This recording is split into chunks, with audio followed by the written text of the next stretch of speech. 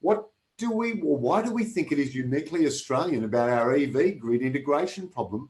Why can't we just copy what's been done overseas? That's from Jane. Well, thank you, Jane. Good question. Certainly, and hopefully you can see me. The video is working, and you can hear me. Certainly in whether Australia is peculiar or not, we are a highly urbanised society in Australia. So, a lot of Met customers really in highly densely populated areas. But also, just to give you a fun fact from Ergon, we have 62,000 kilometres of what we call single wire earth return, which is covering a lot of unpopulated, or say sparsely populated country. Our network is very hub and spoke, rather than very meshed. And so from a network perspective, if you're distributing from a very hub center out to, the spokes of our regional centers, that presents quite some different problems compared to a very well meshed metro area. But nonetheless, we also have very different climatic conditions as well to lots of other countries in the world. We need to understand how, for example, people's use of air conditioning or warming their car up in the morning in the tablelands, whatever, may actually have an influence on how that charges vehicles and therefore the impact on the network. Fantastic. Yes, the tyranny. And Jane or Rob, manage the charges, networks, or anyone else? Sorry, John, it's a bit broken up there, but I think it was the question: who's going to be managing or seeking to manage the charging of EVs? Yes, fantastic. Well, I think the opportunity, and as Jane was saying, is the opportunity rests back with the customer, but necessarily what value can be presented to them by either ourselves as a network, through potentially retailers like Jane's AGL, or through other aggregators who may provide you value propositions to say, hey, we can talk to the networks, we can talk to the retailers when they come and ask us, are you happy to receive either $20 or a gift card or reduction on your bill? Who knows what those opportunities of value may be. But I think it's early days yet, but as long as whoever has a value proposition will be the ones seeking the opportunity to talk to customers to seek their participation in events, so to speak. I don't know if Jane's got anything else to add to that. Yeah, look, 100% agree, Rob. I've got the echo too, sorry about that. It's ultimately the customer.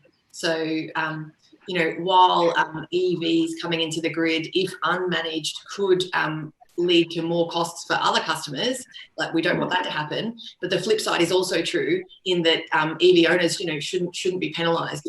Ultimately, EV owners need to be incentivized and compensated, and whatever value that their EVs can provide to the grid, that value needs to be shared back with customers. So I think the interesting thing here is, as a retailer and as a representative of the competitive market, our view is that, it should be left to the competitive market to sort out what these customer propositions look like. But as an industry, we all have to work together with the networks and retailers, aggregators, customers together to actually figure out how to maximise across that value chain, how to maximise the value that does end up back in customers' pockets, and that how do we minimise the overall costs for all consumers as we see more and more EVs coming into the grid. Fantastic answers. Thank you both.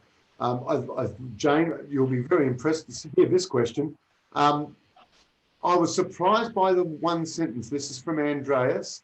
Without intelligent charging, the uptake of EVs may lead to higher energy costs for all consumers.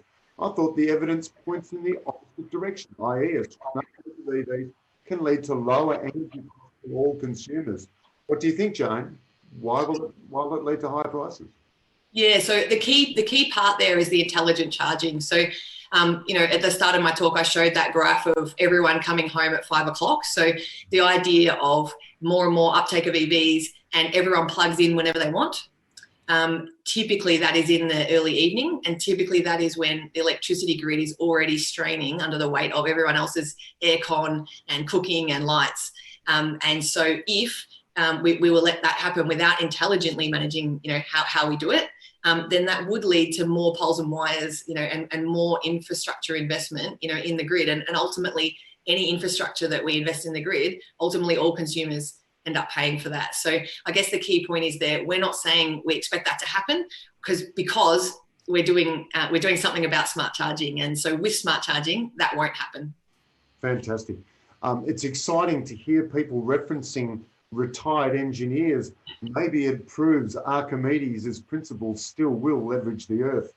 I'm trying to think of a good question for Laura, because she's sitting there quite quietly looking at Jane and Rob answering questions.